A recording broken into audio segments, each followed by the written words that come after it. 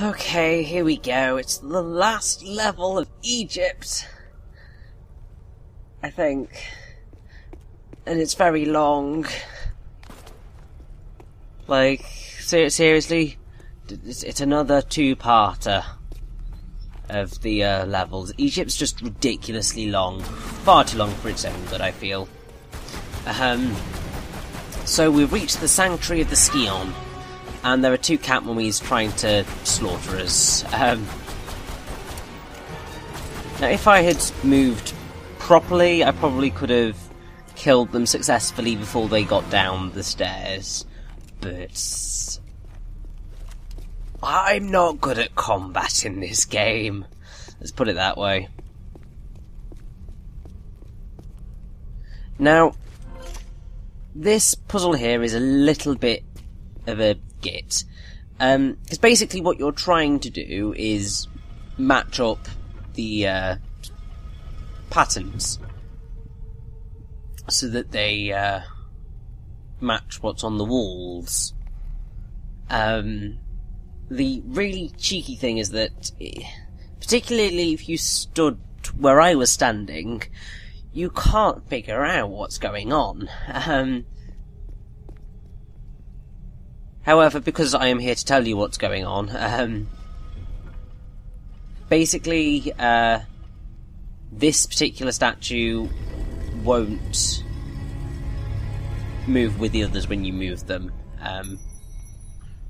Also, I'm really not quite sure what the puzzle is getting at, because I thought, oh, you've got to match the things up to kind of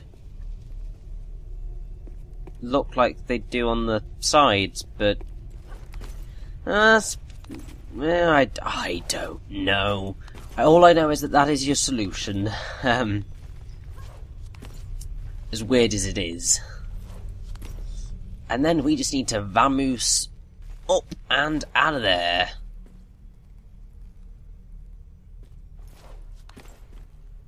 And my word, that's bright. I can't see.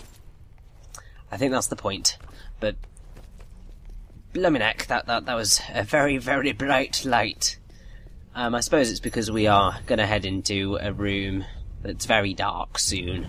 Also, look, it's the mashy stone blocks again.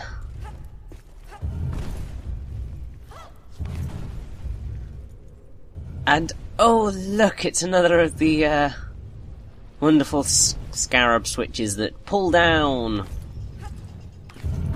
without us wanting them to pull down. This one right here is by far the most annoying of the two, because you've got to get to that ledge, and if you fail, you've got to go all the way back round. And this is where I've just realised what the other ledge is there for. Because when I first played that particular section, I was just like, so that's the ledge I'm meant to jump to and grab, and no, that's how you get back round. So here we are in this massive Sphinx room. As is a case with a rather huge number of Tomb Raider Anniversary levels, this big area here is where we're actually going to finish. We just need to make our way through all the puzzles first to be able to open a door. It's all to do with the door opening. It's basically all that Lara spent her time doing. Like, I seriously think she just needs to get some sort of, like, maybe dynamite might work. I mean, or like some sort of lock-picking ability. I mean, you'd think that she would have developed it over her many years as an explorer and archaeologist, but either way, because I mean, like, even though it'd be very, well, it would be a smart idea to just leave these things as they are in case spirits come after you, I can't think that anybody's going to be particularly bothered about you blowing up a door, because if you do it properly, then I'm sure you can just kind of scoot your way in. these things are built relatively well. I don't think they would crumble immediately, although I'm no expert on architecture, so do not ask me for any expert advice on how well buildings will stand after you try to blow them up. Now, I am not a fan of this side of the room. It's the easier side of the room to do. Well, arguably. I don't think so, really. But then, you might want to just get this side over and done with as quickly as possible. Now, the first annoying thing is that you've got to make this jump, and I don't know why, but I kept struggling to make it. You've got to be very specific in where Lara is positioned. And then you need to make sure you climb up very quickly, because we've got some winged mutants here trying to slaughter us. And they are powerful and shoot fireballs and are terrifying. And will very, very, very happily knock you all the way down and kill you. And from this point on, you're going to be facing quite a few flying mutants. They are the enemy of the day, really. Which is slightly frustrating. But I would say that that's probably one of the most annoying places that they appear, when they first appear.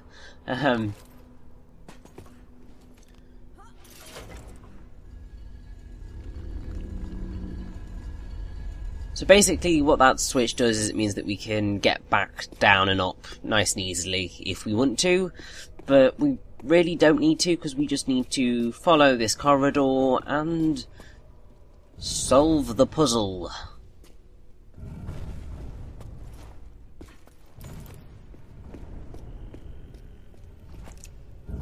Now this is probably one of the nicest smashy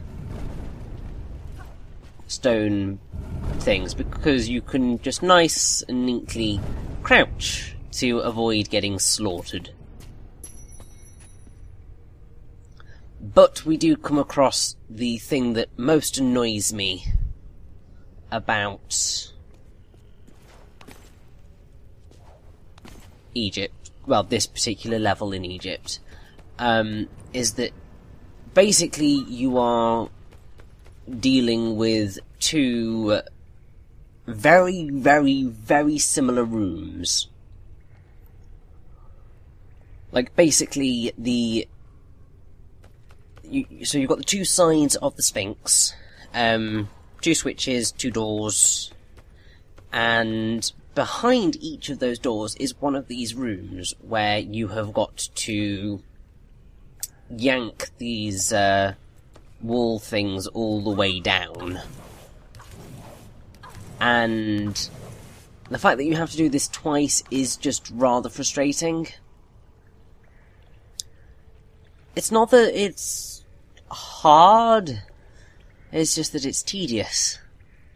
And as you probably realised, I am not a fan of tedium.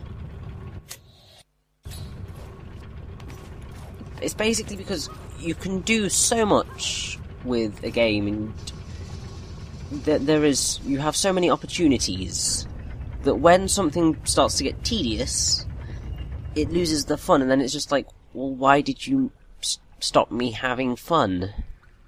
That's what video games are for. It's really sad when games pad stuff out with tedious things like that. I mean, one rather recent example of a really fun game having a moment of just absolute tedium is like Pokemon X and Y. Because that game is really fun and I really enjoy it. But as you get to the end of the main story, you are thrown into so many trainer battles that the game just reaches a moment of such ridiculous tedium that it's just like, I just want this section to be over now, please. I would quite like to finish the game now. You're kind of drying the fun out.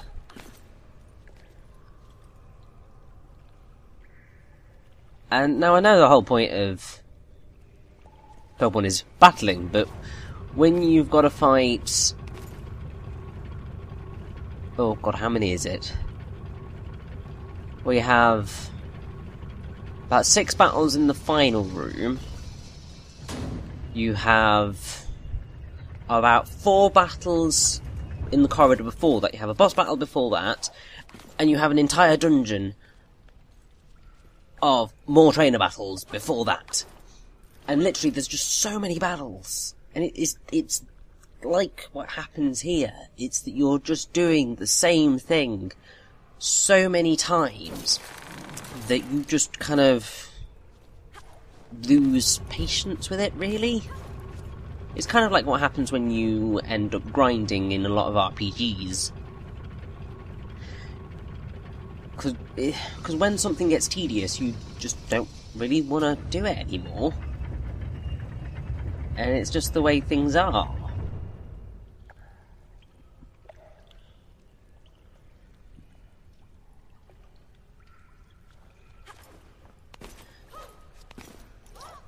Now, having pulled that wonderful bridge all the way out, we now need to make our way back up to the top to pull the switch, to open the door, to then have to make our way back down through the door and grab the thing that we need to get from there. I can't remember whether it's a key or what have you. It's something to that effect. It's a key or a seal of some description. Generally always is.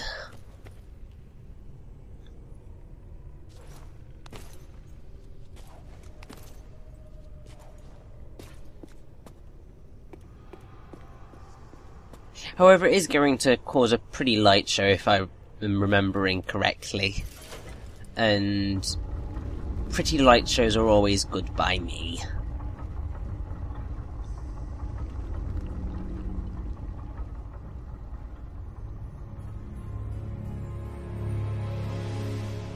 You see, it's gorgeous.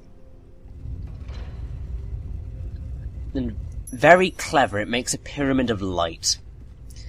I didn't realise that when I was playing the level, and only now have I realised where the light forms a pyramid. And if that wasn't quite audible, I just face palmed, because that's always a fun thing to do.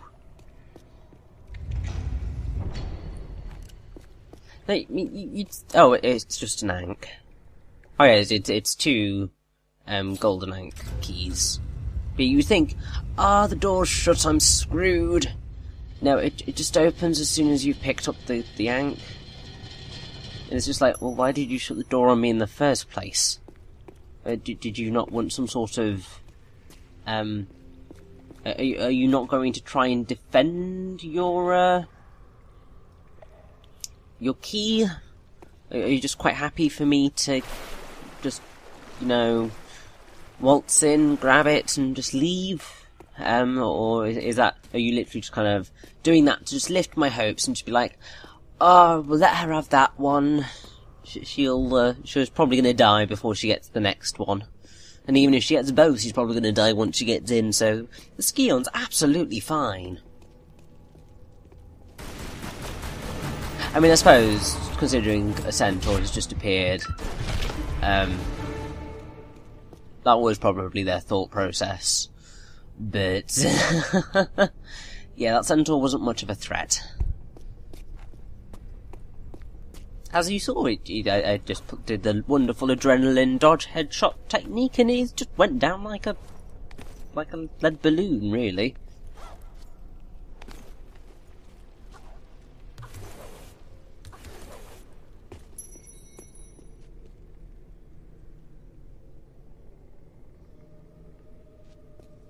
Now, something that I do have to say is that, as much as I love Tomb Raider Anniversary, it's a great game, and I am so glad that I got the chance to play it, and I have officially played the Crystal Dynamics trilogy of Tomb Raider games. I am very, very excited for playing games where there's a bit more music going on. Because I am once again noticing just the lack of it here. It's there subtly, but it's still just off in the distance, and I like it a bit closer. Also, I was so lucky. So lucky with that fall. That could have been a death. And I'm so surprised that it wasn't.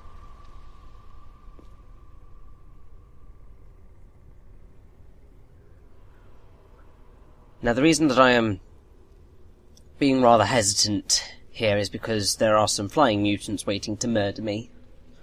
And considering how well the last batch went, I was ever so slightly terrified of this batch. Because redoing things is not fun. Especially when you're desperately trying to do a really, really good run of something. Now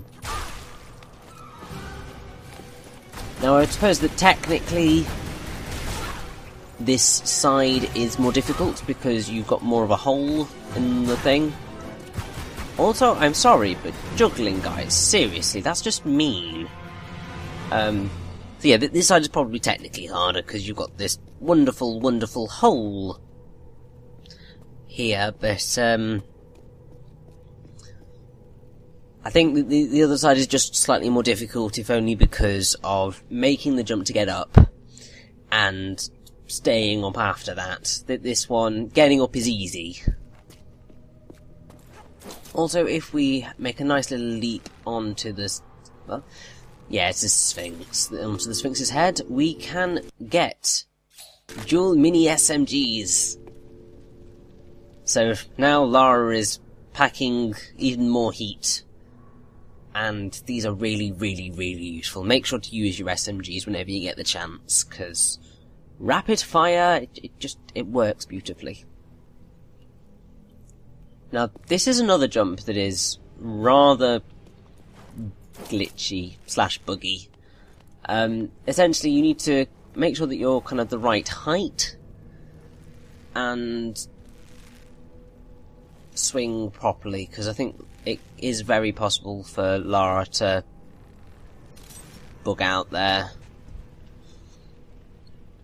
As it's not one of the best made games in the world, is Tomb Raider Anniversary, and it's quite funny because there are sites that are dedicated to Tomb Raider that are so detailed. Like they have all the walkthroughy stuff that you want, but then they also incredibly helpfully are just like, right, so there's a glitch here. This is how the glitch is activated. This is how you try and avoid it. If the glitch does happen, here's how to get out of it. And so on and so forth. People are just very, very, very enthusiastic about Tomb Raider and Lara Croft, and it's brilliant. I mean, basically, there is one site in particular that I tend to use for my Tomb Raider endeavours, because it is such a great site, and I should probably tell you all where it is now, because I am incredibly indebted to them for all of their hard work in kind of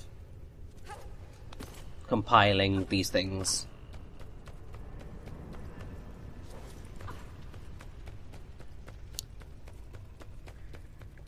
Also, we're now heading into the other side of the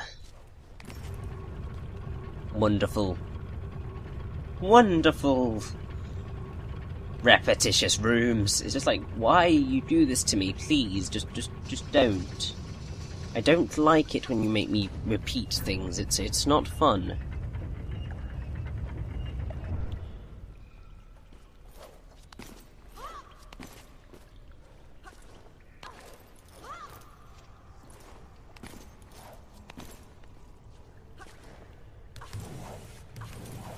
So basically, the site that I am so indebted to is TombRaiders.net.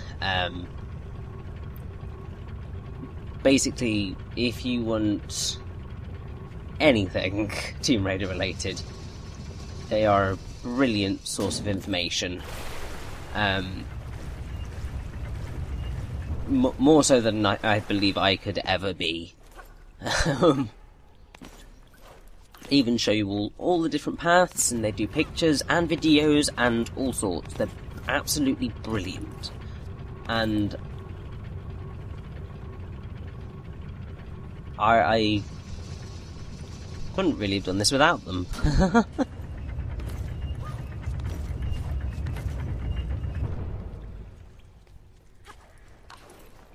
Now, I will say that this is probably the more frustrating of the two rooms, largely because if you don't do one of them first, I believe it's, well, if you don't do it in this order, then you can screw yourself out of beating the room and have to reset it all.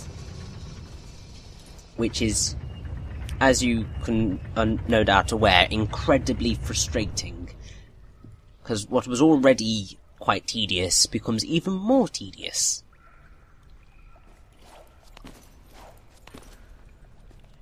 Thankfully, we can pretty much now just pull the switch, get out of the room. Well, pull the switch, get the Ankh key, and the wonderful artifact that is sitting there teasingly.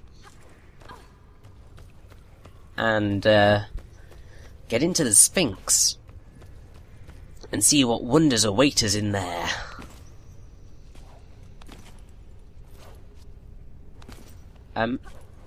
Lara, just a little question. How did your head phase through the stone ceiling thing there? I think, have you got a concussion or something? Because that looked a little bit painful? Or have you just developed the ability to phase through objects? I mean, I know your hands do it every now and again. But you might want to get that looked at. Although saying that, it's a very useful skill to be able to phase through objects. It just means that you're less likely to get hurt, really.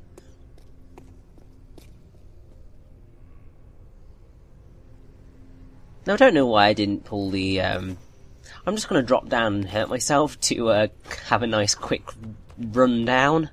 I don't know why I didn't go for that option, but oh no, now I know why I didn't go for that option, because I wanted to get the artifact. You see, I just need to think a little bit more carefully about what I'm saying. So this artifact is so easy to get. That's literally all you have to do. Nothing more at all. Just that. Probably one of the easiest artifacts in the game. I guess they are apologising for what they did to us with some of the earlier ones. But once again, we've got another cat mummy waiting for us in the doorway. And if you just kind of back out of the doorway, you can't really do a whole lot. And there it is with the door again. You're just going to let me back out immediately. I don't know why you're shutting the door on me. But either way, we've got both of the Ankh keys now. Let's head back to the Sphinx.